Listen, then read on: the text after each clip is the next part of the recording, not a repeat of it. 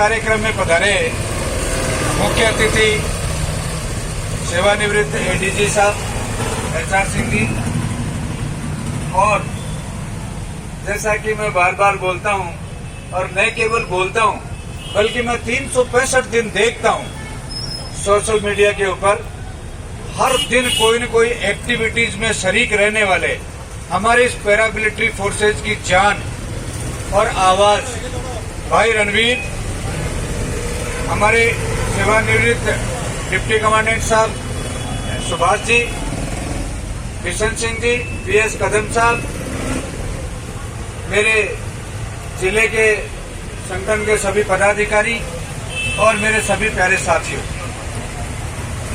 सबसे पहले मैं जो हमारे अतिथि हैं वो यहाँ पर पधारे एक शॉर्ट नोटिस के अंदर, उसके लिए मैं उनका आभार प्रकट करता हूँ कि आपने अपने व्यस्तम समय में, जबकि कल इनका कार्यक्रम, जो परसों इनका कार्यक्रम था वो यहाँ नारनौल में था और कल फिर वापस निकल पड़े यहाँ के लिए। तो हम समझ सकते हैं कि जो व्यक्ति 24 घंटे, इनको कोई तनख्वाह नहीं मिलती है, इनको कोई अलग से कोई इंसेंटिव नहीं मिलता है, और नहीं, मैं कहता हूं कि कई लोगों ने इस प्रकार की बातें करी, उनको मैंने मुंह तोड़ जवाब भी दिया। ये रणवीर सिंह जी हो चाहे एचआर सिंह साहब हो, अपना समय, अपना धन, सब कुछ खर्च करके आप और हमको जगाने में लगे हुए हैं। आप और हम सबको जो है इस मुहिम के अंदर, इस लड़ाई में शामिल करने के लिए अपना सर्वस्व झोंके हुए हैं। और हम लोग जो अपने दूर दराज के गाँव में बैठे हुए हैं, जिनकी दूरी यहाँ से किसी का आधा घंटा होगा, किसी का 1 घंटा होगा, 1.5 घंटा से अधिक तो किसी का है ही नहीं। इसके बावजूद हम लोग जो है अगर इसमें कार्यक्रम में भाग नहीं ले सकते हैं तो इसका मतलब है कि हमारा खून जो पैरामिलिट्री फोर्सेज के अंदर दुश्मन से लड़ते हुए आग बबूला होता था, आज वो खून आपका, मुझे लगता है कि कहीं न कहीं ठंडा पड़ गया।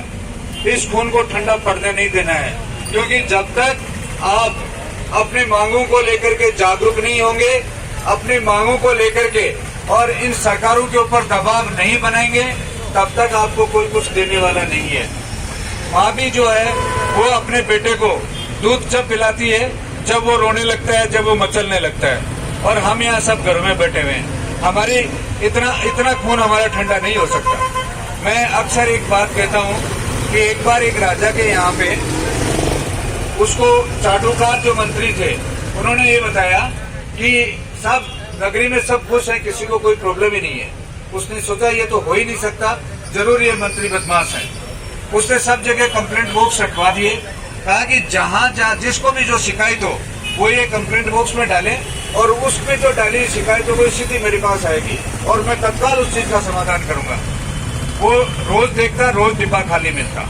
उन्हें सोचा ये क्या है, हो तो नहीं सकता। वो गुप्त रूप से रात को भ्रमण किया, उसने लगा लोग तो बड़े परेशान है, लेकिन फिर भी कोई शिकायत नहीं कर रहा। उसने जो अपना नगर था, उसे आने जाने का जो मुख्य मार्ग था, उसको खुदवा दिया, पूरे को खुदवा दिया, और दोनों साइड में 2 लोगों को खड़ा कर दिया, कहा कि इधर से जो भी बाहर जाता है उसको, और जो अंदर आता है उनको 2-2 हंटर मारो।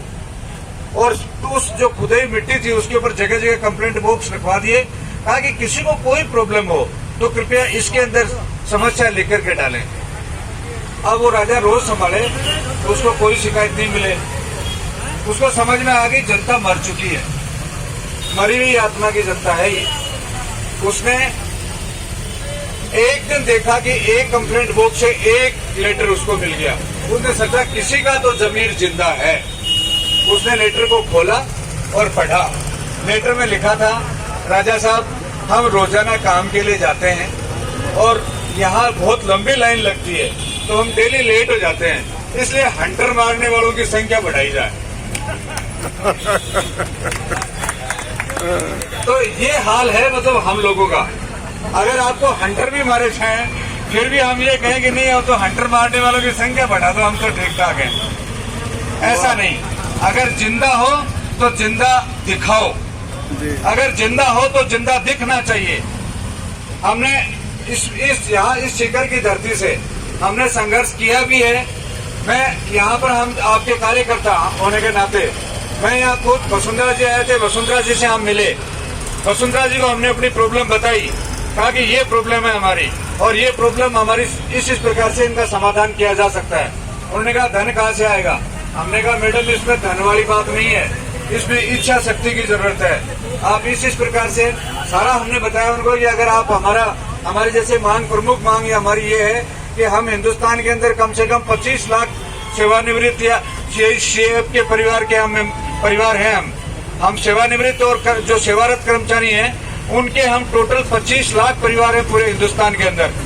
तो हमारे उन परिवारों की सुनाई करने के लिए आपके पास कोई व्यवस्था नहीं है।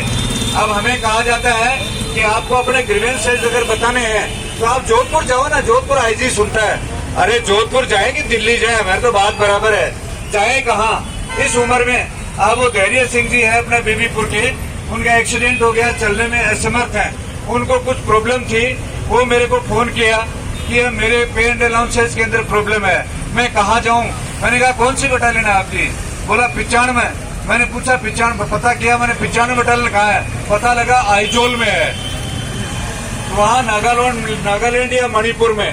क्या वो आदमी जो यहाँ से 5 कदम चल के नहीं जा सकता वो आइजोल मणिपुर में महावीरों की धरती जो है तो ऐसी स्थिति है। ये बेदर्दी सरकार चीजों की इन पीड़ाओं को आपकी को नहीं समझती, अपनी सुविधाओं को लेकर। ये सब पीड़ा आपको बताने के लिए आपको सड़कों पे उतरना होगा, आपको संघर्ष करना होगा। Very good. पहली बात हमारी ये है कि हमारा सोल्जर बोर्ड हमारा जो जिस प्रकार से सैनिकों का है उस बात हमारा पैरामिलिट्री बोर्ड जो है ना वो एक सर्विसमैन वेलफेयर पैरामिलिट्री बोर्ड होना चाहिए हर स्टेट के अंदर और हर जिले के अंदर उसकी इकाई। बहुत बड़ी बात है, ये हमारी सबसे बड़ी मांग है।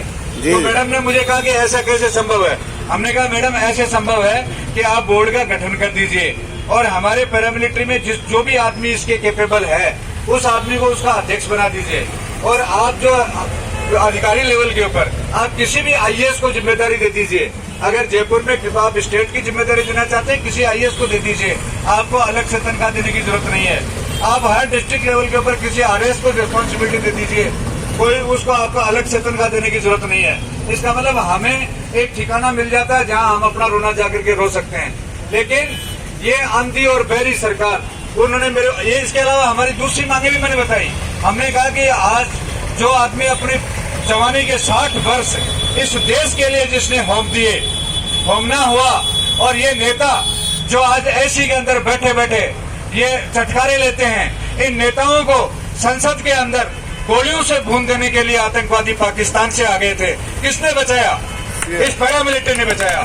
हमारे सीआरपीएफ के जवानों ने अपनी जान दे करके और इनकी रक्षा करी। पैरामिलिट्री एकता जिंदाबाद जिंदाबाद, 2 बार जिंदाबाद। पैरामिलिट्री एकता जिंदाबाद जिंदाबाद, आवाज दो, आवाज दो।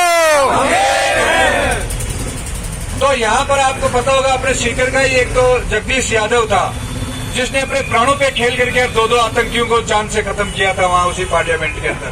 तो ये कौन था? ये हमारी पैरामिलिट्री फोर्स थी।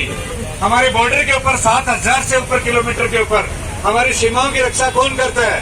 Border security force. आर्मी वाले कहते हैं हम युद्ध हम लड़ते हैं। अरे भैया युद्ध आप लड़ते हो मानते हैं हम आपसे हमारी कोई लड़ाई नहीं है, लेकिन सबसे पहला झटका कौन झेलता है युद्ध का? बीएसएफ। और उसके बाद जब युद्ध स्टार्ट हो जाता है तो अगर ब्रिगेड भी पूरी आर्मी के आगे टिक गई तो कहते हैं साहब एक बटालियन आगे गाइड के लिए बीएसएफ की चाहिए, हमें इस एरिया का ज्ञान नहीं है, तब जाकर के वो आगे बढ़ते हैं। तो जो देश के लिए आज आपका आंतरिक सुरक्षा का मसला हो चाहे अंतर्राष्ट्रीय जो है सुरक्षा का मसला हो, जब ये पैरामिलिट्री फोर्स के जवान अपनी जान पे खेल के देश की रक्षा करते हैं, आज उनके आबरू की उनके स्वाभिमान की रक्षा करते हुए इन 2% के लीडर जो 5 साल के लिए आते हैं चले जाते हैं, उनको कोई परवाह नहीं। इनकी शर्म आनी चाहिए इनको कि आज ये बूढ़े लोग जो 60, 70, 80 साल के हो गए हैं उनको अपनी लड़ाई लड़ने के लिए सड़क पे आके बैठना चाहिए। ये डूब मरने की बात है इन सरकारों के लिए। तो वो जो सब चीज मैंने वसुंधरा जी को एक एक अपनी मांगों के लिए समझाया।